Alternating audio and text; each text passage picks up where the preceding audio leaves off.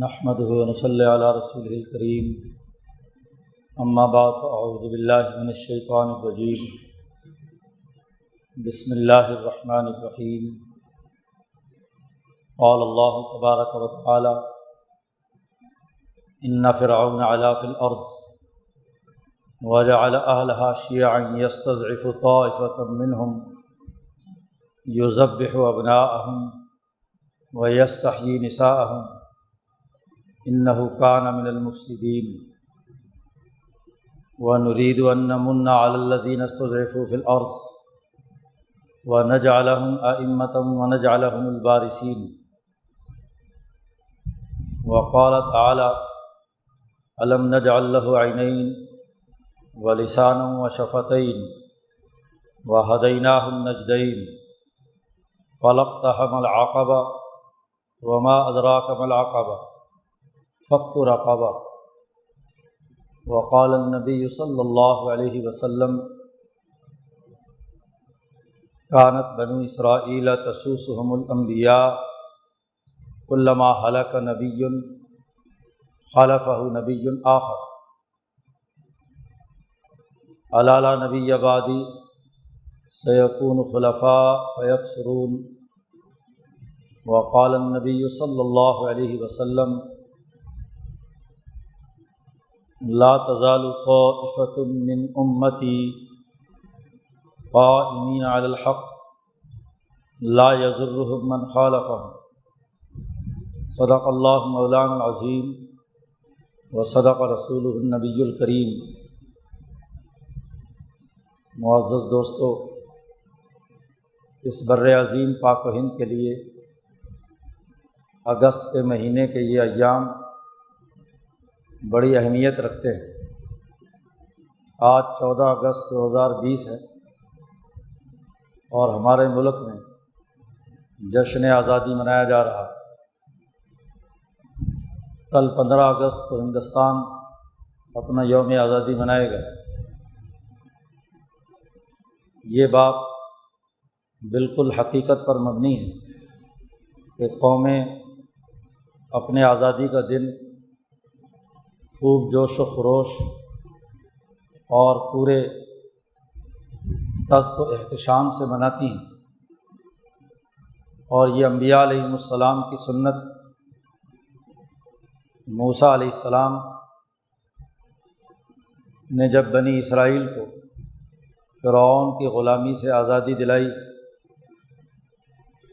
10 محرم الحرام کو، تو وہ ان کا یوم آزادی تھا، اور اس یوم آزادی میں روزہ رکھنا اور روزہ رکھ کر جشن منانا اور انسانی بھوک کا احساس کر کے بھوکوں کی مدد کرنے کا نظام، اس کا تعارف بنی اسرائیل میں اسی دن میں، آزادی کے اس دن میں کیا گیا۔ جشن نبی اکرم صلی اللہ علیہ وسلم نے بھی منایا 17 رمضان المبارک کو۔ مشرکین مکہ کو شکست دے کر، ظالم سامراجی قوتوں کو شکست دے کر یوم الفطر منایا، جو عید کا دن ہے۔ انسانیت حیوانیت کے تقاضوں سے بری ہو کر خالصتاً اس کی روح اللہ سے ملی دنیا میں رہتے ہوئے۔ اس کا پہلا تجربہ ابراہیم اور اسماعیل کو ہوا یوم النحر، قربانی کے دن، کہ جب خالصتاً اللہ کے حکم پر ایک عظیم باپ اپنے عظیم بیٹے کو ذبح کرنے کے لیے تیار ہو گیا۔ کوئی نفسانی خواہش، کسی قسم کا حیوانی جذبہ اس لمحے دونوں باپ بیٹے کے پاس نہیں تھا۔ خالصتاً ملکی اور روح کے تقاضوں کے تحت اللہ کے حکم کے سامنے سرنڈر ہوتے ہوئے اپنے جوان بیٹے کو ایک بوڑھا باپ ذبح کرنے کے لیے تیار ہے۔ تو وہ عظیم الشان دن انسانیت کے لیے یوم آزادی ہے۔ یوم الفطر رسول اللہ صلی اللہ علیہ وسلم کا یوم آزادی ہے، اور یوم الاضحیٰ ابراہیم علیہ السلام کا یوم آزادی ہے، اور یوم عاشور حضرت موسیٰ علیہ السلام کا یوم آزادی ہے۔ قوموں پر جب بھی فرعونی نظام مسلط ہوتا ہے تو اس کے خلاف آزادی کی جدوجہد اور کوشش کی جاتی ہے۔ قرآن حکیم نے فرعون کے ظلم و ستم اور اس کی غلامی کے نقشہ کھینچتے ہوئے واضح کیا ہے کہ ان فرعون علا فی الارض، کہ بے شک فرعون نے زمین میں بڑی سرکشی کی ہوئی تھی، ظلم و ستم کا نظام بنایا ہوا تھا۔ اس نے انسانوں پر مظالم اتنے ڈھائے، طبقاتی نظام بنایا، یستضعف طائفۃ منہم، ایک انسانی جماعت کو اپنے تابع بنا کر ضعیف ترین، کمزور ترین بنا دیا بنی اسرائیل کو۔ ان کے لڑکوں کو ذبح کرتا اور ان کی لڑکیوں کو زندہ رکھتا تھا۔ انہ کان من المفسدین، وہ فسادیوں میں سے تھا۔ اس فساد کے خاتمے کے لیے ہم نے ارادہ کیا، اللہ پاک کہتے ہیں نرید ان نمن علی الذین استضعفوا فی الارض، ہم نے یہ ارادہ کیا کہ ہم احسان کریں ان لوگوں پر جو زمین میں کمزور بنا دیے گئے، ان پر احسان کریں۔ کیا احسان کریں؟ نجعلہم ائمۃ ونجعلہم الوارثین، ہم انہیں حکمران اور امام بنا دیں اور انہیں زمین کا وارث بنا دیں۔ ان دو احسانات کے لیے ہم نے موسیٰ علیہ السلام کو بھیجا۔ پھر سورۃ القصص میں تفصیل سے موسیٰ علیہ السلام کا واقعہ بیان کیا ہے کہ کس طریقے سے موسیٰ علیہ السلام نے فرعونی نظام کے خلاف، قارونی اور حامانی نظام کے خلاف آزادی کی جنگ لڑی، بنی اسرائیل کو آزادی دلائی، ان پر احسان کیا، فرعون کو بحیرہ قلزم میں غرق کیا۔ اس کی تفصیلات اس صورت مبارکہ میں بیان کی گئی۔ گویا کہ انبیاء علیہم السلام کی دنیا میں آمد کے مقاصد میں سے ایک اہم ترین مقصد انسانوں کو آزادی دلانا ہے، انسانوں کو انسانی غلامی سے نجات دلا کر اللہ وحدہ لا شریک کے ساتھ اس کا تعلق جوڑنا ہے۔ آزادی اور حریت کے بغیر اللہ کے ساتھ سچا تعلق قائم نہیں ہو سکتا۔ جو اس کرۂ ارض میں ظالموں کی زنجیر کے ساتھ بندھا ہوا ہے، وہ اللہ کے ساتھ اس کا تعلق کیسے قائم ہو سکتا ہے؟ اس کی ڈور اللہ کے ہاتھ میں کیسے ہوگی؟ اس کی ڈور تو یہاں کے غلام بنانے والے سامراجی طاغوتی قوتوں کے قبضے میں ہے۔ اسی لیے ہر مسلمان پر لازمی قرار دیا گیا کہ وہ اپنی نماز کی ہر رکعت میں اس بات کا اعلان کرے کہ ایاک نعبد و ایاک نستعین، کہ تیری ہی ہم غلامی کرتے ہیں، تیری ہی عبادت کریں گے، تیری ہی کریں گے اور کسی کی نہیں، کسی فرعون، کسی نمرود، کسی شداد، کسی حامان کی نہیں، بلکہ اے اللہ صرف اور صرف تیری ہی غلامی اختیار کریں گے اور تجھ ہی سے مدد مانگیں گے، اور کسی کے سامنے سرب سجود نہیں ہوں گے، کسی اور سے مدد کے طالب نہیں ہوں گے، تجھ سے ہی مدد مانگیں گے۔ تو انبیاء علیہم السلام کی جد و جہد کا محور دنیا میں ایسا سیاسی، ریاستی، معاشی اور سماجی نظام قائم کرنا ہوتا ہے کہ جس کے ذریعے سے کمزور اور مظلوم طبقات کی حکمرانی قائم ہے۔ قرآن حکیم نے یہاں کہا ہے کہ نجعلہم ائمۃ، ہم کمزوروں کو اٹھا کر حکمران بنا دیں گے، اور وہ جو ظالم اور متکبر انسان ہیں ان کو زمین پر دے پٹخیں گے، انہیں اس دریا کے اندر، بحیرہ قلزم کے اندر غرق کر کے رکھ دیں گے۔ ایک تو حکمرانی کمزور طبقے کی، قرآن حکیم نے اس بات کی وضاحت کی، اور دوسرے یہ کہ معاشی وسائل، زمین اور زمین سے اگنے والے، زمین سے وجود میں آنے والے معدنیات، نباتات اور تمام خزانے، معاشی وسائل، ان کا وارث بھی ہم انہی کمزور لوگوں کو بنائیں گے، نجعلہم الوارثین۔ تو معاشی آزادی کہ ہر مظلوم اور کمزور زمین کے وسائل سے یکساں استفادہ کر سکے، اور مظلوموں اور کمزوروں کی حکومت قائم ہو جائے، یہ بنیادی ہدف انبیاء علیہم السلام کی تعلیمات کا ہے۔ اگر ہم یوم آزادی کے حوالے سے انبیاء علیہم السلام کی جد و جہد کا مطالعہ کریں تو نمرود کے خلاف ابراہیم علیہ السلام کی جد و جہد اسی تناظر میں، اپنے باپ آزر کے خلاف بھی آزادی کی جد و جہد اسی حوالے سے، پھر یوسف علیہ السلام نے جو مصر میں جا کر حکومت قائم کی اور عدل و مساوات کا معاشی اور سیاسی نظام قائم کیا، یہ بھی انسانی تاریخ کی ایک سنہری مثال ہے، جسے ایک مفصل صورت میں کتاب مقدس قرآن حکیم نے بیان کیا ہے، اور اس قصے کو، اس واقعے کو احسن القصص قرار دیا ہے، بہترین اور خوبصورت قصہ۔ اسی طریقے سے موسیٰ علیہ السلام کی جد و جہد کے لیے سورۃ القصص میں بڑی تفصیل واضح کی۔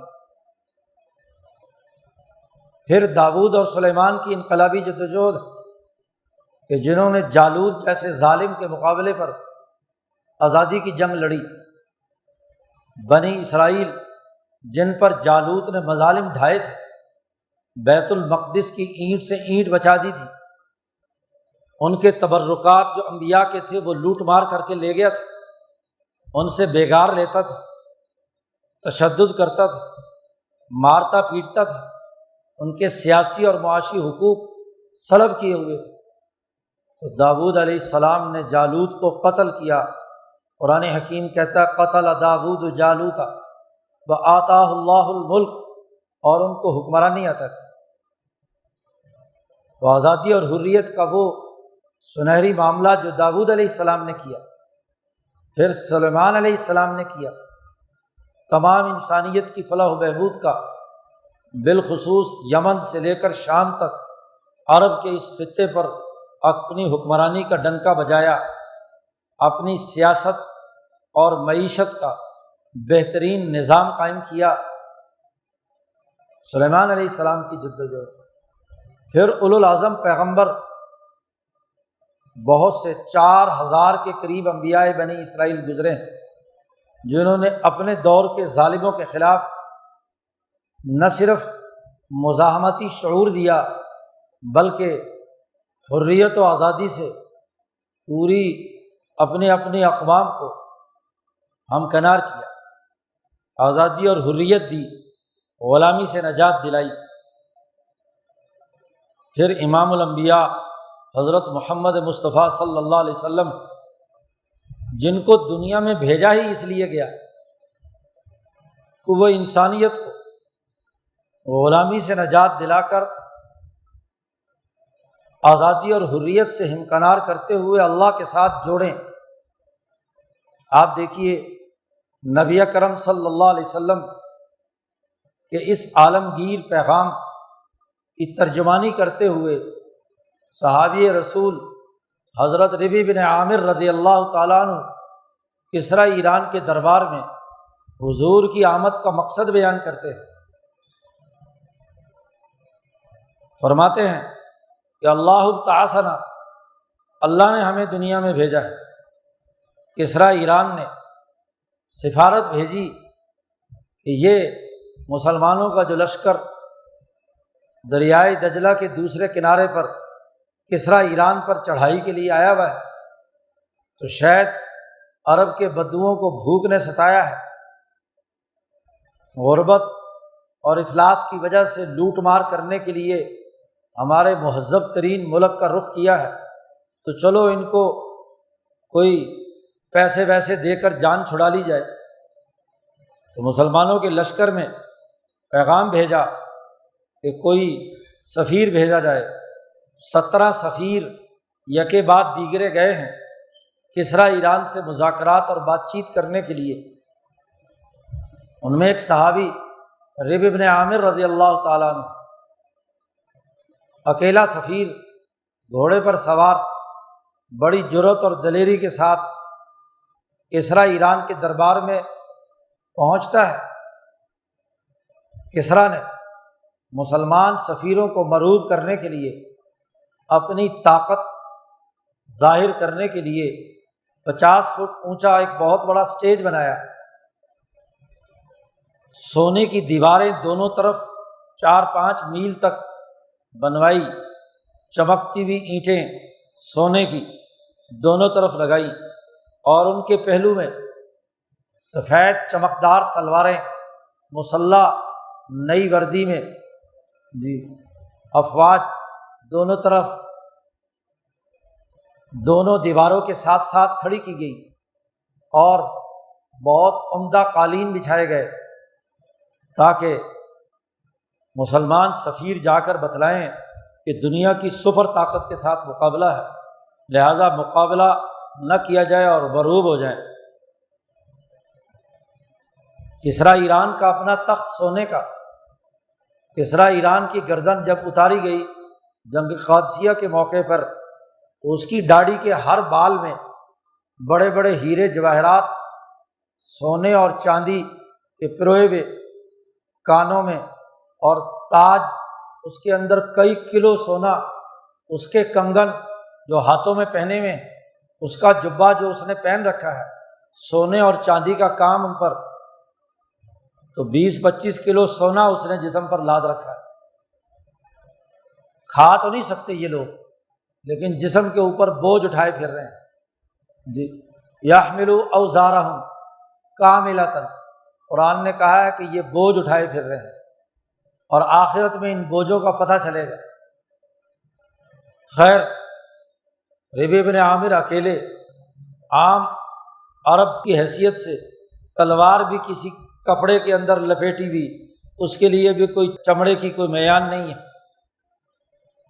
گھوڑا دوڑاتے ہوئے اسی قالین پر سیدھے تخت شاہی کے پاس پہنچتے ہیں۔ ارد گرد دیکھا کہ گھوڑا باندھنے کے لیے کوئی کونٹی نہیں ہے، تو تلوار نکالی اور قالین میں سوراخ کیا، دو طرف سے سوراخ کر کے قالین کے ساتھ اپنا گھوڑا باندھ دیا، اور تلوار قالین پر کٹ لگاتے ہوئے بڑے روب اور دبدبے کے ساتھ، گو پھٹے پرانے کپڑے ہوں لیکن جرأت اور ہمت اور آزادی اور حریت کا نشان۔ کسریٰ ایران کے برابر کی کرسی جو سفیروں کے لیے رکھی جاتی ہے، اس پر جا کر براجمان ہو گئے۔ بڑی حقارت سے کسریٰ نے کہا، کس لیے آئے ہو؟ کوئی مال و دولت چاہیے تو زبان سے صرف جملہ نکالو کہ اتنا مال چاہیے، اتنے پیسے چاہیے، لے جاؤ۔ کوئی اور چاہیے تو وہ لے جاؤ۔ بھوک نے شاید تمہیں ستایا ہے، تم عرب کے بدو، غربت اور افلاس کی وجہ سے کوئی بھیک مانگنے کے لیے، لوٹ مار کرنے کے لیے نکلے ہو، تو جنگ کرنے کی کیا ضرورت ہے؟ پیسے جتنے لے جانے لے جاؤ۔ بڑی تسلی اور اعتماد کے ساتھ ربیع بن عامر رضی اللہ تعالیٰ عنہ نے اس کی بات سنی، اور پوری جوش اور جذبے کے ساتھ بلند آواز سے کہا کہ ہم اپنی خواہش اور اپنے ارادے سے یہاں نہیں آئے، کوئی دنیاوی مفاد اور لالچ ہمیں نہیں ہے، کسی مال و دولت کی لوٹ مار کے لیے نہیں آئے۔ اللہ ابتعثنا، ہمیں اللہ نے بھیجا ہے، اور اس لیے بھیجا ہے کہ 3 بنیادی نکات اس لیے آئے ہم کہ لنخرج الناس من عبادت العباد الی عبادت اللہ وحدہ، کہ ہم مظلوم انسانیت کو بندوں کی غلامی سے نکال کر اللہ وحدہ لا شریک کی غلامی میں دینا چاہتا ہے۔ تمہارے جیسے ظالم، تمہارے جیسے سفاک انسان ان انسانوں کی غلامی سے انسانوں کو نکالنے کے لیے آئے ہیں، اور اللہ وحدہ لا شریک سے ان کا تعلق قائم کرنے کے لیے آئے ہیں۔ پہلا ہدف انسانوں کو غلامی سے نجات دلانا۔ دوسرا بنیادی ہدف من ضیق الدنیا الی سعتھا، ہم اس لیے آئے ہیں کہ دنیا کی تنگیوں اور مصیبتوں سے انسان کو نکال کر انسانوں کو دنیا کی خوشحالی، عزت، فراخی اور وسعت عطا کرنا، دنیا میں وہ خوشحال ہو جائیں، دنیا میں وہ ذلت اور رسوائی کے ماحول سے نکل جائیں، من ضیق الدنیا، اور دنیا کی خوشحالی عطا کرے۔ یہ نہیں کہا کہ دنیا کی تنگی سے نکال کر آخرت کی خوشحالی دینا چاہتے ہیں، آخرت کی خوشحالی تو خود بخود آ جائے گی، دنیا کی خوشحالی دینا چاہتے ہیں۔ دنیا میں ان کے اوپر جو غربت مسلط، ظلم مسلط، اس کو ختم کرنے کے لیے ہم آئے ہیں۔ اور فرمایا تیسرا بنیادی ایجنڈا ہمارا یہ ہے کہ من جور الادیان الی عدل الاسلام، دنیا بھر کے مذاہب اور ان کے نظاموں کے ظلم سے انسانیت کو نجات دلانے اور اسلام کے عدل و مساوات کے نظام کی طرف لانے کے لیے ہم آئے ہیں۔ تین نکاتی ایجنڈا، کوئی تفصیل اس کی نہیں بیان کی، یہ بنیادی نکات۔ تو ہم اپنی ذاتی خواہش، ذاتی تقاضے یا کسی اپنے گروہی مفادات کے لیے نہیں آئے، کسی طبقاتی مفاد کے لیے نہیں آئے، ہم صرف اور صرف ان تین مقاصد کے لیے آئے ہیں۔ حضور صلی اللہ علیہ وسلم نے جب ان لوگوں کو خط لکھا تھا تو واضح طور پر یہ بات کہی تھی، جو خطوط قیصر و کسریٰ کو لکھے گئے تھے کہ اسلم تسلم، اسلام لے آؤ تو تمہاری بھی سلامتی ہے، وَإِنْ أَبَيْتَ، اگر تو نے اس سلامتی کے نظام سے انکار کیا تو فَإِنَّ عَلَيْكَ اسْمَ الْيَرِيثِيِّينَ، بخاری شریف کی روایت ہے کہ تجھ پر، ان کاشتکاروں پر ظلم کرنے کا عذاب اور وبال تم پر مسلط ہوگا۔ تم نے جو ان غریبوں کو، مظلوموں کو کمزور بنا رکھا ہے، اس کی سزا تمہیں ضرور مل کر رہے گی۔ یہ تاریخی خط جو قیصر و کسریٰ دونوں کو الگ الگ لکھا تھا، قیصر کا خط تو انسانی تاریخ میں محفوظ ہے، جو امام بخاری نے پہلے ہی باب میں نقل کیا ہے، اور کسریٰ ایران نے شیطنت کی تھی اور اس نے حضور صلی اللہ علیہ وسلم کا خط پھاڑ دیا تھا سفیر کے سامنے۔ دنیا بھر میں یہ بڑی توہین کی بات ہوتی ہے کہ کوئی سفارتی خط کسی ریاست اور مملکت کی طرف سے آئے اور اس کی ایسی بے عزتی کی جائے کہ بھرے دربار میں پھاڑ دیا جائے۔ جب حضور صلی اللہ علیہ وسلم کو پتہ چلا کہ میرے خط کے ساتھ اس نے ایسا سلوک کیا ہے، تو آپ صلی اللہ علیہ وسلم نے فرمایا کہ اللہ تعالیٰ اس کی ریاست اور اس کی حکومت کے بھی ٹکڑے ٹکڑے کر دے، مزقہم کل ممزق، ان کے بھی ریزے ریزے اور ٹکڑے ٹکڑے ہو جائیں گے، بعد میں کسریٰ کا نام و نشان بھی ختم ہو جائے گا۔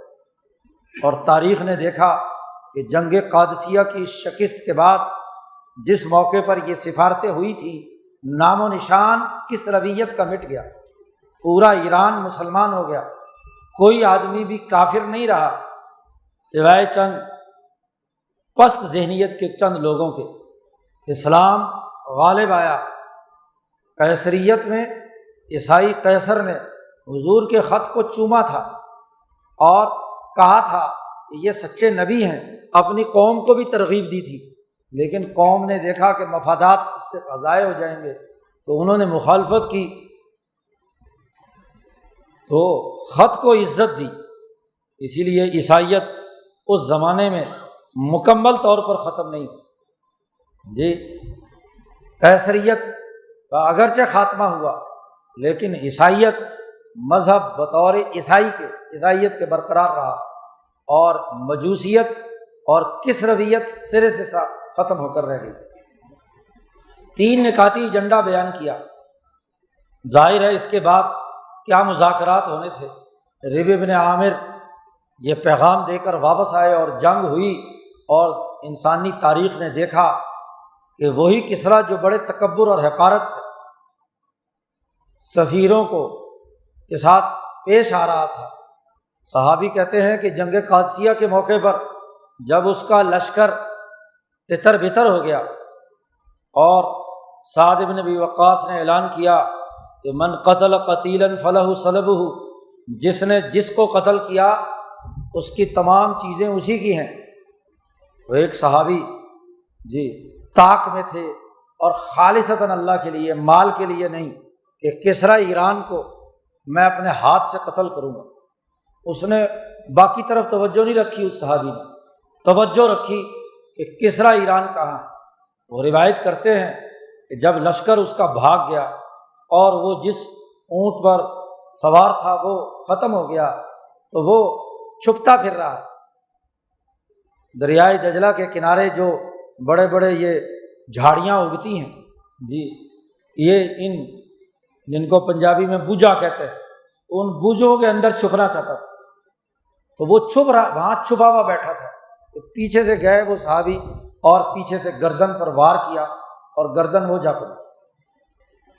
وہاں دنیا کا کوئی انسان نہیں دیکھ رہا تھا کہ کسریٰ ایران کو کس نے قتل کیا، لیکن صحابی رسول کی عظمت کہ اس کا سر کاٹ کر تشت میں ڈالا، اپنی جو اس کے ساتھ موجود تھی جراب اسے کہتے ہیں چمڑے کی، اور اس کے جسم پہ جتنا مال زیور اور سونے اور اس کی تمام چیزیں وہ بھی اٹھا کر ڈالی، اور لا کر سب کے سامنے سعد بن ابی وقاص کے سامنے رکھ کر کہا کہ یہ سر ہے۔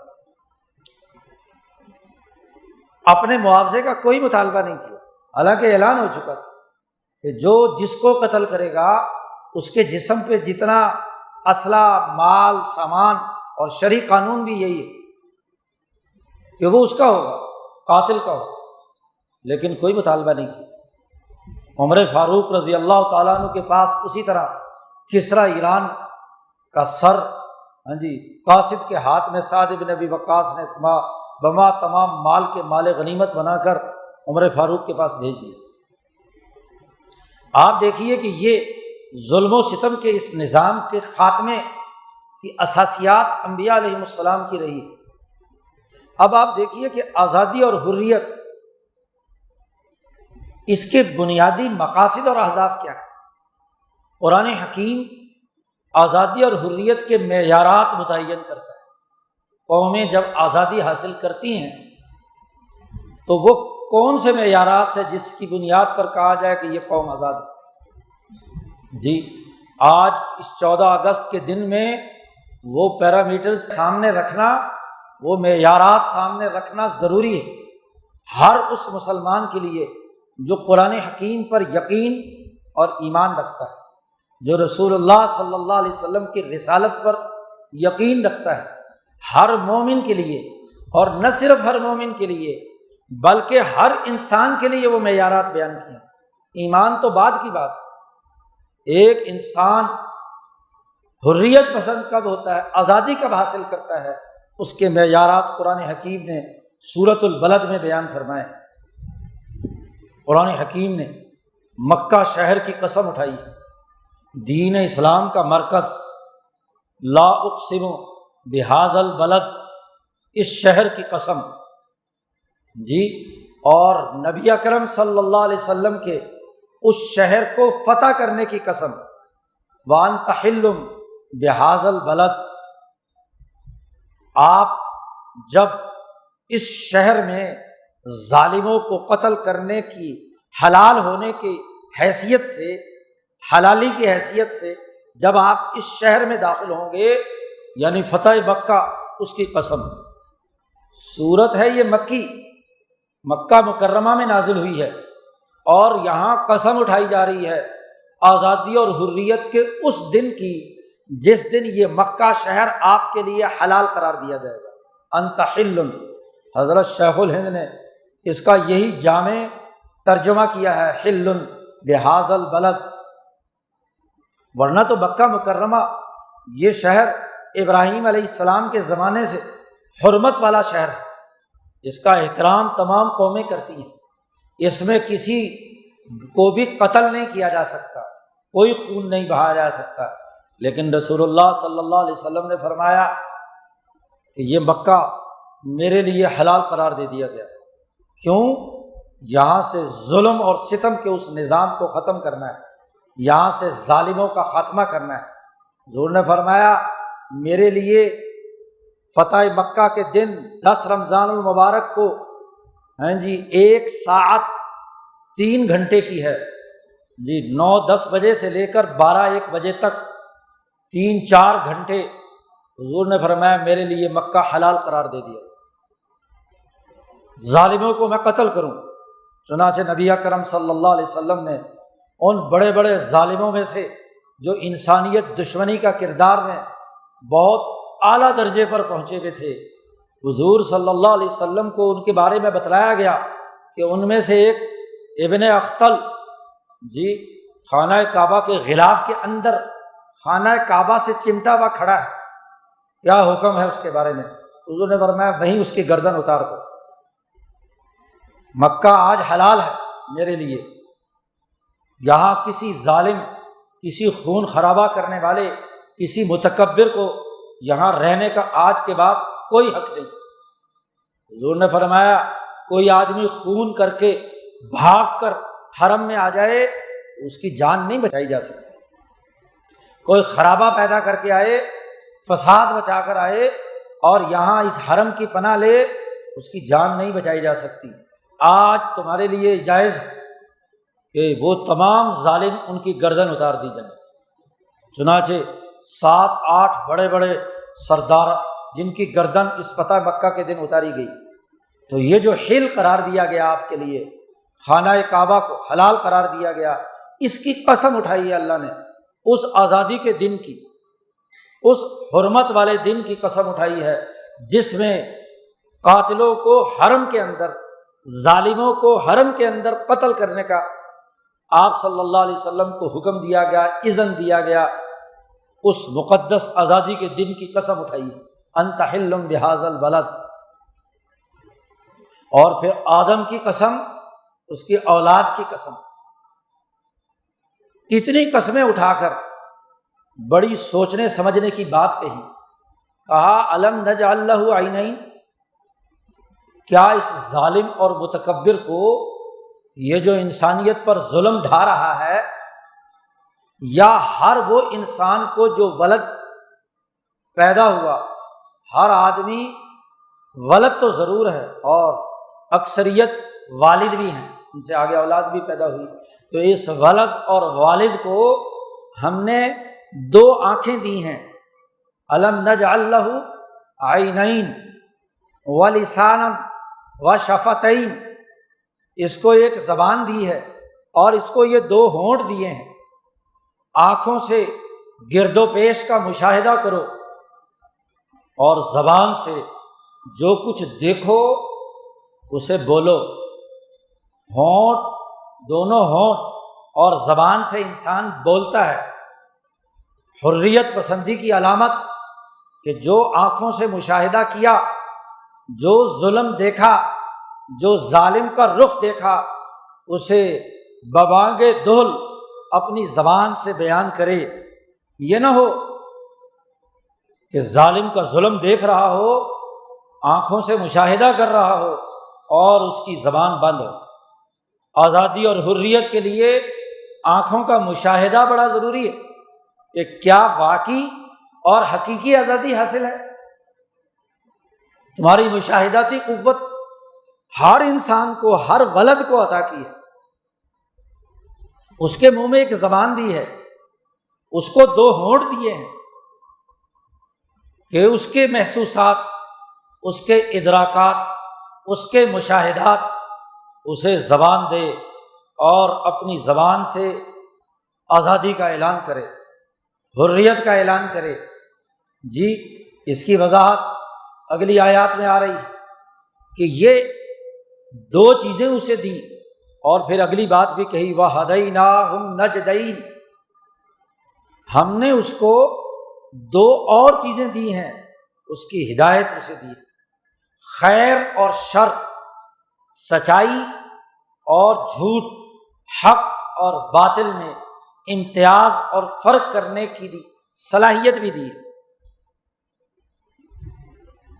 ہر انسان جب پیدا ہوتا ہے اور جیسے ہی مرتبہ بلوغ پر پہنچتا ہے تو اس میں اچھائی اور برائی میں فرق و امتیاز کی صلاحیت پیدا ہو جاتی ہے۔ کبھی دیکھا ہے کہ بچہ جان بوجھ کر آگ میں چھلانگ مارے گا؟ وہ سبزے کی طرف جائے گا۔ تو عقل دی ہے، عقل اور شعور دیا ہے، آنکھیں دی، ہونٹ دیے، زبان دی، اور ہدیناہم نجدین، اور اس کو ہم نے ہدایت دی۔ ہدایت کا پہلا مرتبہ عقل ہے کہ جو کچھ وہ مشاہدات، جو کچھ وہ محسوسات اور ادراکات کرے، اس کا تحلیل و تجزیہ اس کے دماغ میں، اس کے ذہن میں، اس کی عقل میں ہو، اور وہ خیر اور شر کے درمیان فرق و امتیاز پیدا کرے۔ کیا خیال ہے کوئی ذی ہوش اور عقل مند انسان گند کھاتا ہے یا اچھا اور بہترین رزق استعمال کرتا ہے؟ کیا کوئی باہوش انسان غلامی ہوش و حواس کے ساتھ قبول کرتا ہے، آزادی سلب کروا لیتا ہے؟ نہیں، ہر انسان اپنی عزت، اپنے وقار کی حفاظت کے لیے اپنی آزادی اور حریت فکر اور حریت عمل پر پہرا قبول نہیں کرتا۔ عقلی تقاضا ہے، ہدیناہم نجدین۔ اور پھر اس کے ساتھ ساتھ ابھی ایمان کا تذکرہ نہیں آیا جی، یہ تو انسان کی جو انسانی صلاحیت اس کا تذکرہ ہے۔ قرآن کہتا ہے جب اس کے پاس دو آنکھیں، دو ہونٹ، ایک زبان اور خیر و شر میں فرق اور امتیاز کی عقل موجود ہے تو فلقتحم العقبہ، اس نے گھاٹی عبور کیوں نہیں کی؟ اس نے گھاٹی عبور کیوں نہیں کی؟ یہ گھاٹی پر کیوں نہیں چڑھا؟ بلند مقام پر، عزت و وقار کے مقام پر کیوں نہیں؟ عقبہ کہا، عقبہ کی گھاٹی پر، ایک گھاٹی کے اوپر کیوں نہیں چڑھا؟ یہ پستی میں کیوں پڑا ہوا ہے؟ دو آنکھیں ہیں، دو ہونٹ ہیں، زبان ہے، اور اس کو خیر و شر میں فرق اور امتیاز ہے، اس کے باوجود یہ پستی کی حالت میں کیوں ہے؟ کیوں نہیں اٹھ کر عقبہ اور گھاٹی پر چڑھا، بلند مقام پر چڑھا، جس گھاٹی پر چڑھ کر رسول اللہ صلی اللہ علیہ وسلم نے اعلان کیا تھا، او لوگو قولوا لا الہ الا اللہ، اللہ کا نام لو، اس کے علاوہ کوئی خدا نہیں، ہاں جی تم کامیاب ہو گئے۔ وہ گھاٹی جس پر چڑھ کر حضور نے فرمایا تھا، او لوگو سنو، میں دیکھ رہا ہوں کہ اس بستی پر ایک لشکر حملہ آور ہونے والا ہے اعلائے مکہ سے، میری بات سنو، توجہ سے سنو، انا النذیر العریان، میں واضح طور پر ڈرانے والا ہوں۔ تو یہ انسان کیوں اس گھاٹی پر نہیں چڑھے؟ کیوں یہ پستی، غلامی، ذلت، رسوائی، باوجود آنکھیں رکھنے، باوجود زبان رکھنے، باوجود بولنے کی استطاعت رکھنے، باوجود عقل کی ہدایت اور روشنی رکھنے کے، خیر و شر میں فرق اور امتیاز کے، کیوں گھاٹی پر نہیں چڑھے؟ گھاٹی کی بات کی، فلقتحم العقبہ، اور آگے کہا وما ادراک ما العقبہ،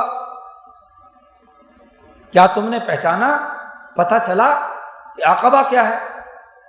سوال سامعین کو متوجہ کرنے کے لیے ہے، بات بڑی اہم بیان کرنی تھی کہ اس گھاٹی سے مراد کسی پہاڑ کی چوٹی پر، مری کے پہاڑ پر چڑھنا نہیں ہے، کسی کیٹو کو فتح کرنا نہیں ہے، عقبہ سے مراد وہ گھاٹی نہیں ہے، بلکہ وہ تو ایک تمثیل ہے، ہاں جی بلندی کی۔ کہا عقبہ کیا ہے؟ فک رقبہ، انسانی گردنوں کو غلامی سے آزادی دلانا، فک کل نظام، ہر ظلم کے سسٹم کو توڑ دینا، فک رقبہ، گردنیں آزاد کرنا۔ انسان کو غلام بنایا جاتا تھا، گلے میں زنجیر باندھ کر جی بیل بھینس کی طرح کھونٹے پہ باندھ دیا جاتا تھا، پنجروں میں بند کر لیا جاتا تھا، تو گردن سے ہی گرفت میں آتا ہے انسان، گردن سے ہی پکڑ کر اس سے کام لیا جاتا ہے۔ تو عقبہ کیا ہے؟ فک رقبہ، انسانوں کو آزادی دلانا، غلامی سے نجات دلانا، گردن چھڑانا۔ یہ گھاٹی ہے، تمہاری دونوں آنکھیں، تمہارے دونوں ہونٹ، تمہاری زبان، تمہاری عقل جو خیر و شر کا فرق اور امتیاز رکھتی ہے، اس کا لازمی تقاضا تھا کہ تم آزادی اور حریت کی گھاٹی پر چڑھ کے انسانی گردنوں کی آزادی کے لیے کام کرتے۔ تو آزادی کے معیارات میں سب سے پہلے گردنوں پر لدے ہوئے بوجھ کو اتارنا ہے، ان زنجیروں کو توڑنا ہے جو غلامی کے طور پر لوگوں کی گردنوں، ان کی پاؤں اور ہاتھوں میں بیڑیوں کے طور پر ڈالی گئی ہیں، ان زنجیروں کو کاٹنا ہے۔ یہ عقل و شعور کا تقاضا ہے۔ اور اگر آزاد ہے ایک درجے میں غلام، تو اگلا مرحلہ کیا ہے؟ اگلا کہا اطعام فی یوم ذی مسغبۃ، بھوکے کو کھانا کھلانا، بھوک سے تڑپ رہا ہے، غربت کی حالت میں ہے، بظاہر آپ نے آزاد تو کر دیا، زنجیروں سے نکال دیا، لیکن اس کی غربت کا انتظام نہیں کیا، اس کی بھوک دور نہیں کی۔ مسغبہ، بھوکا ہے کئی کئی دن کا، غربت کی تصویر ہے، خودکشیاں کر رہا ہے، تو اس کی ایسے بھوکے آدمی کے کھانے کا کیا بندوبست کیا؟ آزادی اور حریت کے نتیجے میں تو بھوکوں کے کھانے کا بندوبست کرنا ضروری ہے۔ جی فک رقبہ کا لازمی نتیجہ، گردن چھڑانے، آزادی اور حریت حاصل کرنے کا لازمی نتیجہ یہ ہے کہ ان بھوکوں کے کھانے کا بندوبست۔ اطعام کہا ہے، صرف کھانا ہی نہیں، جب قرآن یہ لفظ استعمال کرتا ہے تو ہر طرح کی اس کی ضروریات، کپڑا لتا، مکان، اس کی رزق، اس کی تمام چیزیں، اور چونکہ بھوک کے بغیر انسان رہ نہیں سکتا، اس لیے اس کا تذکرہ کیا۔ جس کو بھوک ہے کھانے کی، جس کی ضرورت ہے مکان کی، جس کی ضرورت ہے کپڑے کی، جس کی ضرورت ہے بچوں کی پرورش کی، اس کے کھانے پینے کا بندوبست کرنا، اور اس نمازی پر لعنت برسائی قرآن حکیم نے، ویل للمصلین، ان نمازیوں پر ہلاکت ہو جو لوگوں کے کھانے کا بندوبست نہیں کرتے۔ جی ولا یحض علی طعام المسکین، کھانے مسکین کے کھانے کے لیے لوگوں کو نہیں ابھارتے، اس کا نظام نہیں بناتے۔ قرآن نے دوسری جگہ اس کی مزید وضاحت کر دی۔ تو آزادی اور حریت، گردن چھڑانے کا پہلا لازمی نتیجہ یہ ہے کہ تمام انسانوں کو بلا تفریق، رنگ، نسل، مذہب، ان کے کھانے کا بندوبست کرنا، ان کی بھوک مٹانا۔ اور پھر اگلی بات کہی، دوسری بات کہ ایسا یتیم جو خاص طور پر رشتہ دار بھی ہو، یتیماً ذا مقربہ۔ بات کیا ہے؟ دوسروں کے یتیم کو تو بسا اوقات انسان دے دیتا ہے، لیکن جو رشتہ دار یتیم ہو جائے تو اس کے مال کو ہڑپ کرتا ہے رشتہ دار ہی، جی اسی پر قبضہ کرتا ہے خاص طور پر۔ اس لیے خاص طور پر ایسے یتیم کا تذکرہ کیا کہ جو تمہارا رشتہ دار بھی ہے۔ اول میں تو ہر یتیم، اس کی ضرورت پورا کرنا لازمی ہے، جی، اور خاص طور پر تمہارا خونی رشتہ دار ہو، قرابت والا ہو، مقربہ ہو، قرابت اور رشتہ رکھتا ہو، تو اس یتیم کے حقوق پورا کرنا ضروری ہے۔ عرب معاشرے میں عام طور پر طاقتور لوگ، باہر لوگوں کو کیا پتہ، وہ تو سمجھتے ہیں کہ رشتہ دار ہے، اس کا بھتیجا بھانجا ہے، اس کا بھائی فوت ہو گیا، وہ غریب ہے، بچہ یتیم ہے، اس یتیم کے مال پر بھائی قبضہ کر لیتا تھا نا، رشتہ دار قبضہ کر لیتے تھے۔ باہر محلے والوں کو کیا پتا کہ بھائی کیا کر رہا ہے اپنے یتیم بھتیجوں بھانجوں کے ساتھ، یتیم رشتہ داروں کے ساتھ۔ اس لیے خاص طور پر کہا وہ یتیم جو ذا مقربہ ہے، رشتہ دار، ورنہ تو ہر یتیم کے لیے اطعام کا بندوبست کرنا، اس کے کھانے کا، اس کے پینے کا، پہننے کا، اس کی ضروریات کا پورا کرنا۔ اور اگلی بات کہی کہ مسکین، اس کی ضروریات پورا کرنا۔ مسکیناً ذا متربہ، خاک میں رلتا ہوا مسکین۔ اور مسکین اس کو کہتے ہیں کہ جو یتیم تو نہیں ہے، مسکین ہے۔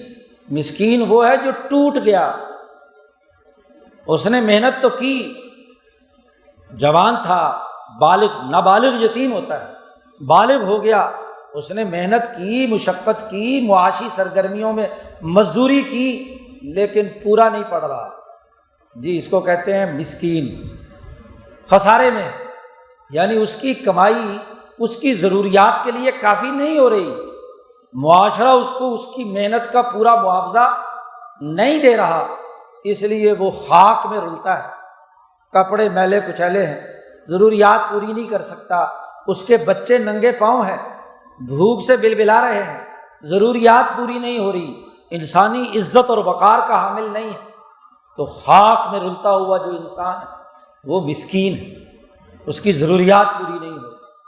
یہ تمام باتیں آزادی اور حریت کے اساس پر کسی قوم کے اندر حاصل ہوتی ہیں۔ گردن کی آزادی، اسی طریقے سے بھوکے کے کھانے کا بندوبست، یتیم خاص طور پر رشتہ دار کے حقوق کی ادائیگی، اور جو سوسائٹی میں معاشی سرگرمیوں میں حصہ لیتے ہیں، مزدور، کسان، حاری، غریب، ان کے حقوق کی ادائیگی کا نظام بنانا، یہ آزادی اور حریت کا لازمی تقاضا اور نتیجہ ہے۔ اور عام عقلی اصولوں پر ہر انسان کو یہ آزادی اور حریت کے ان معیارات کو پورا کرنا ہے۔ قسم اٹھا کر کہا کہ ہر ولد، ہر مولود جو دنیا میں انسانی روپ میں پیدا ہوا ہے، اسے یہ جدوجہد اور کوشش کرنی ہے کہ گھاٹیاں عبور کرنی ہے۔ اس لیے وہاں کہا تھا کہ ہم نے انسان کو محنت اور مشقت میں پیدا کیا ہے، یہ عیاشیوں کے لیے نہیں آیا۔ ایحسب الانسان، انسان نے یہ گمان کر لیا کہ اس کے لیے کچھ نہیں ہے۔ ہم نے تو اس انسان کے لیے لقد خلقنا الانسان فی کبد، ہم نے تو اس کو محنت اور مشقت کے لیے پیدا کیا، محنت مشقت کرے، انقلاب برپا کرے، گھاٹیاں عبور کرے، جرأت اور ہمت دکھائے، اپنی زبان کھولے، اپنی آنکھیں کھولے، اپنی ہدایت اور عقل و شعور اس کو بڑھائے۔ اور جب یہ ساری چیزیں ہو جائیں تو پھر کہا ثم کان من الذین آمنوا، جی پہلے وہ ساری شرطیں پوری کرے، آنکھیں کھولے، زبان کھولے، آزادی اور حریت کا شعور پیدا کرے، انسانوں کو غلامی سے نجات دلانے کے لیے کردار ادا کرے، یتیم اور مسکین کے حقوق ادا کرنے کا عزم کرے، سرمایہ پرستی دل و دماغ سے نکال باہر پھینکے۔ ثم کان من الذین آمنوا، پھر وہ لوگ جو ایمان لائے ہیں، ان اصولوں پر ایمان رکھتے ہیں صدق دل سے اور اللہ پر ایمان رکھتے ہیں، تو ان کے لیے اگلا بھی کام ہے کہ وہ صبر و استقامت کے ساتھ اپنی آزادی اور حریت کے ان معیارات، ان بنیادی اصولوں پر عمل کرنے کے لیے صبر و استقامت کے ساتھ آگے بڑھیں، صبر بھی کریں اور ایک دوسرے پر رحمت اور شفقت کے لیے بھی جدوجہد اور کوشش کریں۔ وَتَوَاصَوْا بِالْحَقِّ، حق کی وصیت کریں، زبان کھولیں، حریت کا سوچ پیدا کریں، غلامی کی زنجیریں توڑنے کا نظریہ بیان کریں، یتیموں، مسکینوں، مزدوروں، کسانوں کے حقوق کے لیے آواز بلند کریں، اس حق کو، کھرے حق کو، سچائی کو ایک دوسرے کو تلقین کریں، پارٹی بنائیں۔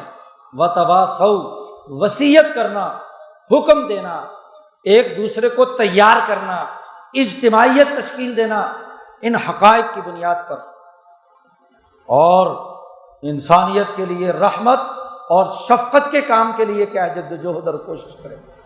وتواصوا بالمرحمہ، یہی وہ جملہ ہے، یہی وہ جملہ ہے مرحمہ کا۔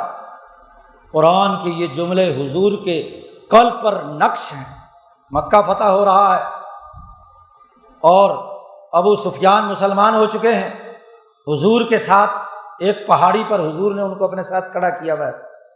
حدیبیہ کے مقام سے مسلمانوں کا لشکر اپنے اپنے قبیلے کے سرداروں کے ساتھ حضور صلی اللہ علیہ وسلم کے سامنے سے مارچ پاسٹ کرتا ہوا آگے جا رہا ہے مکہ کی طرف، ہر قبیلہ۔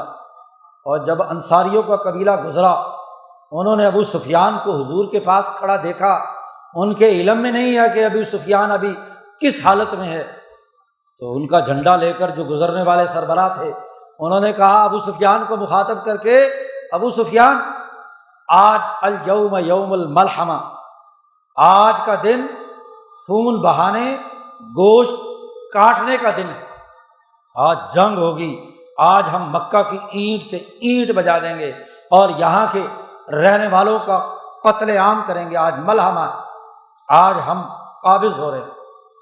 حضور نے فرمایا رک جاؤ، نہیں، الیوم یوم المرحمہ ہے، آج کا دن تو رحمت اور شفقت کا دن ہے۔ یہ انقلاب انتقام لینے کے لیے برپا نہیں کیا، یہ تو یتیموں، مسکینوں، کمزوروں، ان کے کھانے کے بندوبست کرنے کے لیے کیا گیا ہے، مرحمہ ہے، ملحمہ نہیں ہے۔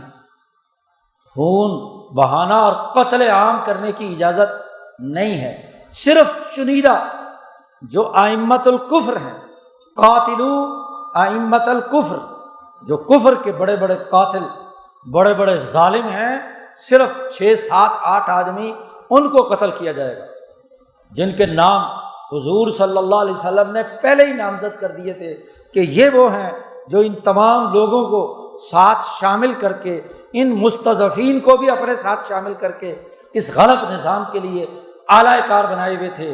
یہ مقتدر طبقے ہیں، ان گنتی کے لوگوں کا راستے سے ہٹایا جائے گا۔ عام قتل عام ملحمہ نہیں ہوگا، بلکہ عام انسانوں کے لیے تو مرحمہ ہوگا۔ یہی وہ جملہ ہے سورۃ البلد کا جو نبی اکرم صلی اللہ علیہ وسلم نے وہاں ادا کیا۔ یہ ہے آزادی کی تاریخ، یہ ہے آزادی کے معیارات۔ اب ذرا آئیے اپنے ملک کی طرف، آیتیں پڑھ کے ترجمہ کر کے مت گزر جائیے مکہ پر اور مدینہ پر اور ابو جہل پر اور عتبہ شیبہ پر، ابو سفیان پر اور صحابہ ابو بکر عمر فاروق پر ترجمہ کر کے گزر جاتے ہیں۔ قرآن اس لیے نازل ہوا ہے کہ قرآن کے تناظر میں عبرت حاصل کرنا، ذہن کو وہاں سے عبور کر کے اپنی سوسائٹی کا تجزیہ کرنا۔ کیا یہ حقیقت نہیں ہے کہ 200 سال اس بر عظیم پاک و ہند پر فرعونیت مسلط رہی ہے؟ جو قرآن نے بیان کیا تھا، ان فرعون علا فی الارض وجعل اہلہا شیعا یستضعف طائفۃ منہم۔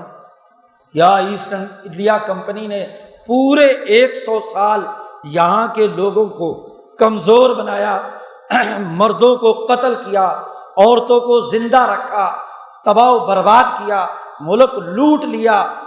ہندوستانی کی دولت تھی جس نے یورپ کے اندر ریل پیل کر دی پیسوں کی، ورنہ بھوکا مر رہا تھا وہ یورپ۔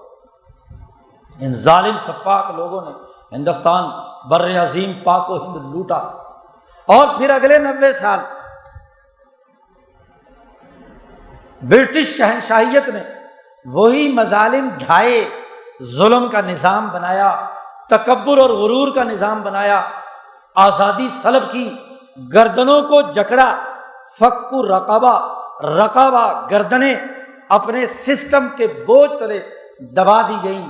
ذرا 200 سال کی تاریخ اٹھا کر دیکھیے، ہر گزرتے لمحے کے ساتھ غلامی کی زنجیریں کسی گئی، سسٹم بنائے گئے، قوانین بنائے گئے، عدالتیں ظلم کی بنائی گئی، سیاست ظلم کی پیدا کی گئی، معاشی نظام مظالم ڈھانے کا پیدا کیا گیا، غربت اور افلاس پھیلایا گیا، ملک لوٹ لیا، تباہ و برباد کیا۔ ان 200 سالوں میں انگریز آیا تو دنیا کا سب سے خوشحال ترین ملک، دنیا کی کل دولت کا 25% اس بر عظیم پاک و ہند میں تھا، اور 1947 میں گیا تو یہ بر عظیم پاک و ہند اربوں پاؤنڈ کا مقروض تھا، قرضوں کی لعنت میں اسے جکڑ دیا گیا۔ یہ غلامی تھی۔ اس غلامی کے خلاف اس خطے کے حریت پسندوں نے انبیاء کے نقش قدم پر چل کر آزادی اور حریت کی جنگ لڑی، فک الرقبہ کے لیے کردار ادا کیا، یتیموں مسکینوں کے حقوق کی ادائیگی کے لیے آزادی کی جنگ لڑی۔ 200 سال امام شاہ ولی اللہ دہلوی سے لے کر شیخ الہند مولانا محمود حسن، امام انقلاب مولانا عبید اللہ سندھی تک لاکھوں کروڑوں حریت پسند مسلم غیر مسلم تمام اس دھرتی کے سپوتوں نے آزادی کی جنگ لڑی تھی، اپنی گردن اس غلامی کی زنجیروں سے چھڑوانے کے لیے، خاک نشینوں کے حقوق کے لیے، مسکینوں یتیموں اور بھوک سے بلبلاتے انسانوں کے حقوق کی ادائیگی کے لیے، ان کے معاشی حقوق کے لیے جنگ لڑی تھی۔ لیکن آج کا دن آتا ہے ٹھیک آج سے 73 سال پہلے، آج کا اور کل کا دن، اس کی درمیانی رات 14 اور 15 اگست کی درمیانی رات 12 بجے بظاہر آزادی حاصل ہوئی۔ جی اس غلامی کا بظاہر جوا اتار دیا گیا، لیکن کیا اس آزادی کے 73 سالوں میں رقبہ ہماری ہر بندے کی گردن آزاد ہوئی ہے، یا ہر گزرتے لمحے کے ساتھ گردن میں زنجیریں کستی جا رہی ہیں؟ سوچ لو، اگر 1948 فروری میں بجٹ جو پیش کیا گیا اس میں 10 کروڑ کے خسارے اور 60-70 کروڑ روپے کے قرضے کے ساتھ پہلا بجٹ پیش کیا گیا تھا، تو آج کھربوں روپے کے قرض کی زنجیروں میں جکڑے ہوئے انسانوں کا بجٹ پیش کیا گیا۔ ابھی جو بجٹ منظور ہوا ہے، تو گزرتے لمحے کے ساتھ معاشی طور پر آپ کی گردن غلامی میں گئی ہے یا آزادی اور حریت میں گئی ہے؟ سوچو۔ قرآنی معیارات کے مطابق اس وقت ایک ایسٹ انڈیا کمپنی ان ہندوستانیوں کو غلام بنائے ہوئے تھی، بر عظیم پاک و ہند کے باسیوں کو۔ ایک برٹش شہنشاہیت وہ یہاں چند کمپنیوں کے ذریعے سے، 12-13 کمپنیاں ہیں برطانوی سامراج کے زمانے کی، جن کو انہوں نے لوٹ مار کی کھلی اجازت دی تھی برٹش شہنشاہیت کے ساتھ۔ کیا 1947 سے لے کر اب تک ان کمپنیوں کی تعداد میں کمی ہوئی ہے، یا کمپنیاں جو لوٹ مار کرنے والی ہیں ان کی زنجیر مزید غلامی کی طرف چلتی گئی ہے؟ سوچو۔ قرآن کہتا ہے تمہیں 2 آنکھیں دی ہیں، تمہارے منہ میں زبان دی ہے، تمہارے چہرے پر 2 ہونٹ لگائے ہیں، تمہارے اندر عقل رکھی ہے، ہدیناہم النجدین، خیر و شر کو پہچاننے کی عقل رکھی ہے، اور پھر ایمان کی دولت تمہیں دی ہے جس کے ذریعے سے خیر و شر کا مزید وسیع دائرہ تمہارے سامنے آ گیا۔ کیا اس کی روشنی میں اپنا جائزہ لو کہ تمہاری گردن کے اوپر فک ہوا ہے، فک الرہن ہوا ہے، یا رہن اور رقبہ اور غلامی مزید مسلط ہوئی ہے؟ سوچو۔ اور بولو بھی، بولتی کیوں بند ہے؟ زبان بندی کیوں ہے؟ کیوں تمہارے ہونٹ نہیں ہل رہے؟ فک رقبہ، کیا فک رقبہ ہوا ہے یا گردن قرضوں کے اندر جکڑتی جا رہی ہے؟ اس زمانے میں 15 اور 14 اگست کی درمیانی رات جس معاہدے کے تحت آپ کو آزادی ملی وہ برطانیہ کے زیر سایہ تھی۔ گورنر جنرل اپنے خاص وہاں دلی کے اندر گورنمنٹ ہاؤس میں بلا کر نہرو اور جناح کو، پٹیل نہرو اور جناح کو الگ الگ خفیہ معاہدہ پڑھنے کی اجازت دیتا ہے، اوپن کرنے کی اجازت نہیں، اپنی کیبنٹ کو بتانے کی بھی اجازت نہیں کہ معاہدے میں کیا لکھا ہے، اور آج تک خفیہ ہے۔ وہ اصل ایگریمنٹ جس پر یہ تمہاری بظاہر آزادی حاصل ہوئی کس شرائط کے تحت ہوئی تھی؟ 73 سال کی تاریخ بتلا رہی ہے کہ غلامی کے نئے دور، نوآبادیاتی دور کے لیے یہ نیا ڈھانچہ اور نیا نظام قائم کرنے کی اساس پر یہ 14-15 اگست کی درمیانی رات کام ہوا۔ کانگریس کی قیادت ہو یا مسلم لیگ کی قیادت، دونوں قیادتوں نے غلامی کے نئے نظام پر دستخط کیے، تاریخ یہی بتلا رہی ہے۔ نہ ہندوستان کا نظام بدلا، نہ پاکستان کا نظام بدلا۔ فک رقبہ کہاں ہوا؟ آج وہاں بھی کمپنیوں کی حکمرانی اور آپ کے ہاں بھی کمپنیوں کی حکمرانی۔ ایسٹ انڈیا کمپنی کی جگہ پر پتہ نہیں کتنی کمپنیاں آپ کے ملک پر، آپ کی سوسائٹی پر مسلط ہیں۔ ذرا 73 سال کی تاریخ اٹھا کر دیکھو، کیا اطعام ہوا، کھانا کھلایا کسی بھوکے کو؟ 22 کروڑ لوگوں میں کتنے لوگ ہیں جن کے کھانے کا بندوبست کیا ہے؟ مٹھی بھر سرمایہ دار حکمران، مقتدر طبقے، ان کے لیے تو مال ہی مال ہے۔ وہ جو کل تک مزدوریاں کر رہے تھے، تھریشر بھرما کر بیچ رہے تھے، سینمے کے ٹکٹ تقسیم کر رہے تھے، آج وہ پاکستان کے سب سے امیر ترین لوگوں میں شامل ہے۔ کہاں سے آئی یہ دولت؟ اور وہ جو 22 کروڑ انسان ہیں وہ غربت کی چکی میں پس رہے ہیں، بھوک سے بلبلا رہے ہیں، غربت و افلاس۔ وہ یتیم جو پیدا ہوتے ہی اس کے اوپر غیر ملکی قرضہ اور ملکی قرضہ پیدا ہوتے ہی اس یتیم کے اوپر مسلط کر دیا جاتا ہے۔ کون سا مسکین مزدور اور کسان ہے جس کے حقوق کی ادائیگی کا نظام بنایا گیا؟ اور ماشاءاللہ 30-40 سال سے یہ جو نو دولتیے ضیاء الحق کے زمانے میں یہاں مسلط ہوئے تھے، انہوں نے تو مزدوروں کی یونین پر پابندی لگا دی، مزدوروں کے حقوق سلب کر لیے۔ ہاں جی، کانٹریکٹ سسٹم کے تحت انسانوں کی آزادی سلب کر کے لوگوں کی غلامی کو نئے راستے میں دھکیل دیا، اس سرمایہ داری عالمی نظام کا اعلی کار بنا دیا۔ ان 73 سالوں میں یہ آزادی ہے؟ کیا یتیموں کی غربت کا مذاق اڑانے کے لیے جشن مناتے ہو؟ کیا مسکینوں اور مزدوروں کی غربت اور ان کی خاک نشینی پر جشن مناتے ہو؟ کس بات کا جشن؟ کیا سرمایہ داری نظام مسلط کرنے کے لیے بجلی کا بے تحاشا استعمال کر کے کمکمے جلاتے ہو، اور اس ملک پر بجلی کی کمپنیوں کا جو سرکولر ڈیٹ ہے اس کے اندر اضافے کا مرتکب ہو رہے ہو جشن کے نام پر؟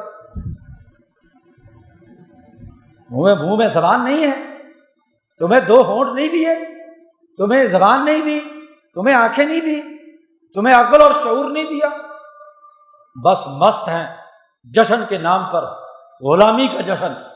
آزادی اور حریت کے بجائے آزادی اور حریت کے معیارات قرآن نے متعین کیے ہیں، ان معیارات کو دنیا کی کوئی طاقت نہیں بدل سکتی۔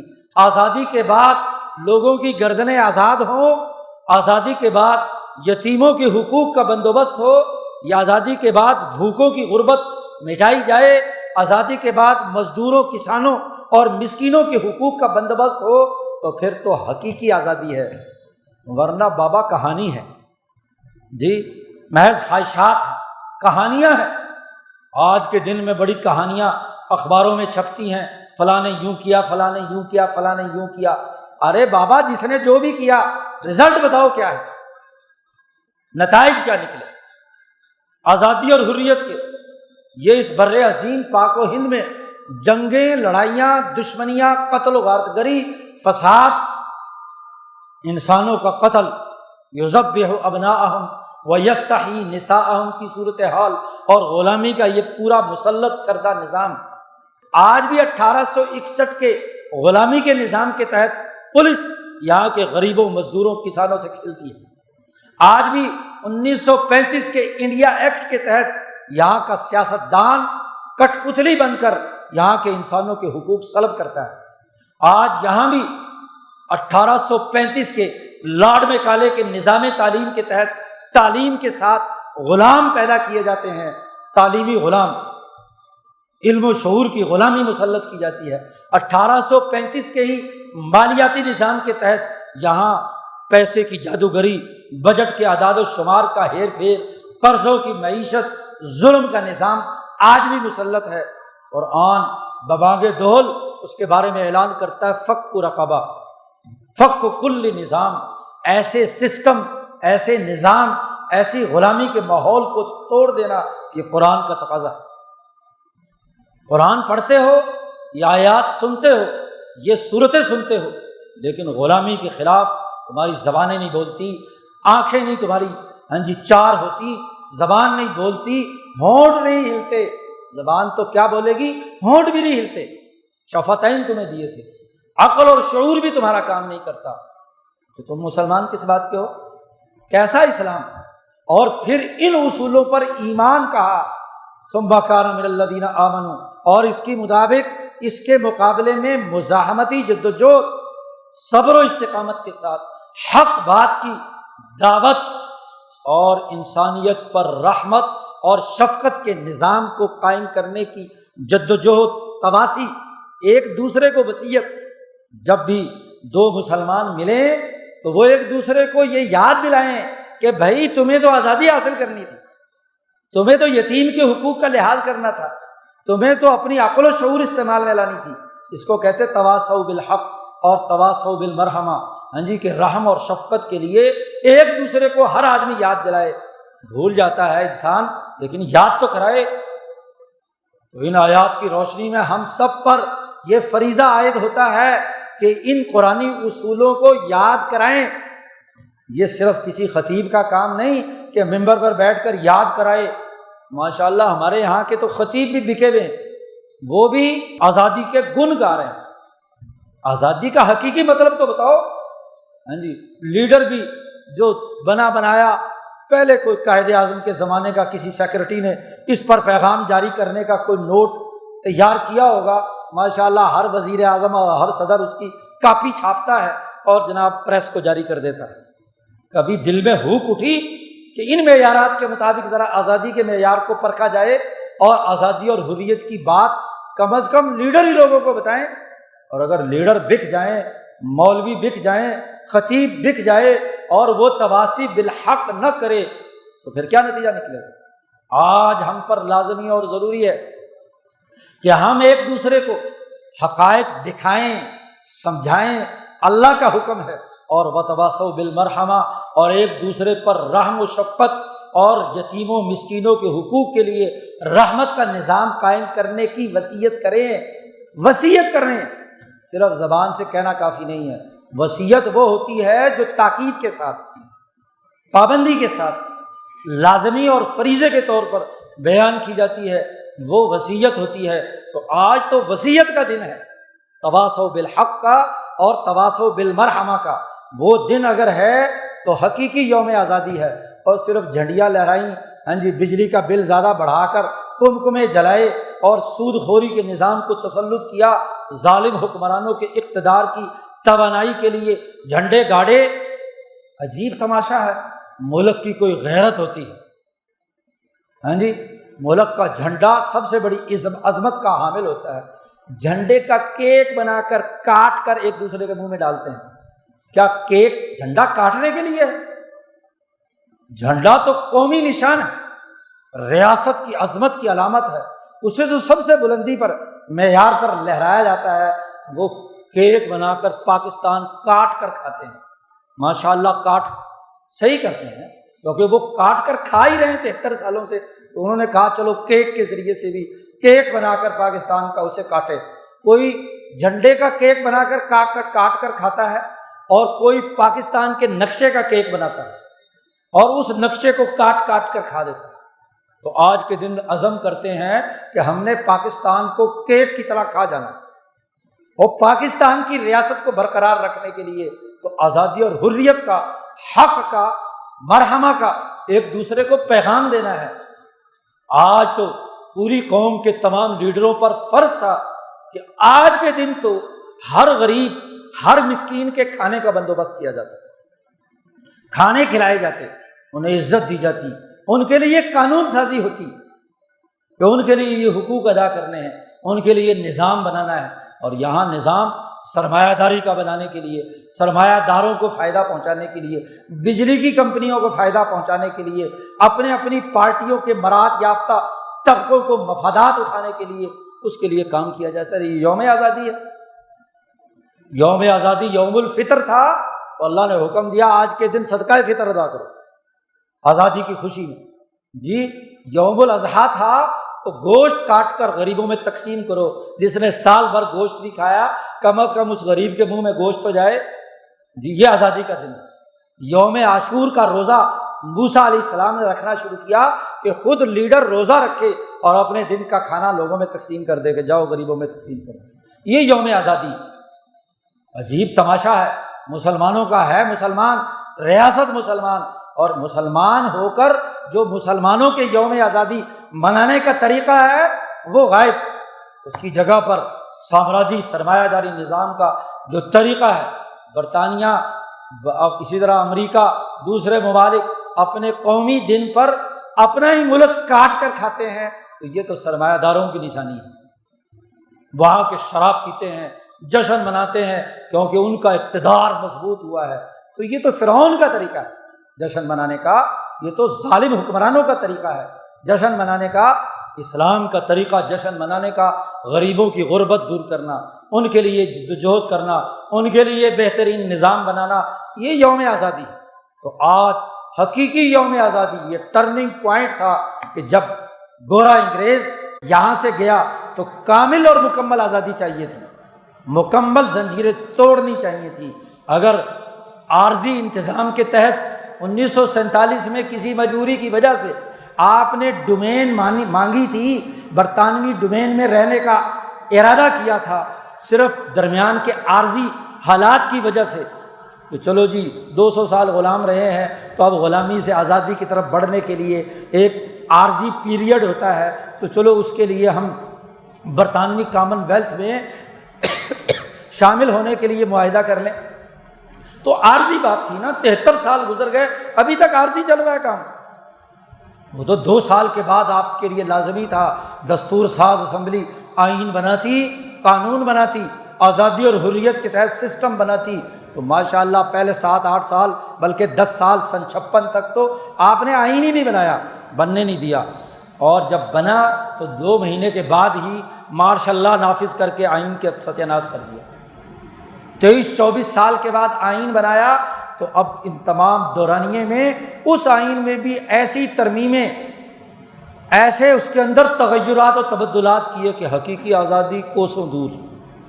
باوجود اس آئین میں کچھ حریت اور آزادی کے دفعات شامل کرنے کے، آج تک اس کا پریکٹیکلی عملی نظام نہیں بنایا، اس کے پروسیجر طے نہیں کیے، اس کی پالیسی نہیں بنائی، اس کا طریقہ کار طے نہیں کیا، اس کے مطابق سسٹم نہیں بنایا، سسٹم وہی غلامی کے زمانے کا چل رہا ہے۔ تو آج تو یہ بات یاد کرنے کا دن ہے، آنکھیں کھلی رکھ کر، ہاں جی زبان کھلی رکھ کر، ہونٹوں کو آواز جنبش دے کر، عقل و شعور کا استعمال کر کے، گرد و پیش کا تجزیہ کر کے غلامی اور آزادی کے حقائق کو سمجھنا، یہ آج کے دن کا تقاضا ہے۔ اللہ تعالیٰ قرآنی تعلیمات کی روشنی میں ہمیں اپنے یوم آزادی کو درست تناظر میں سمجھنے، آزادی اور حریت کی قیمت کو سمجھنے اور اس کے مطابق کردار ادا کرنے کی توفیق عطا فرمائے۔ وآخر دعوانا الحمد للہ رب العالمین۔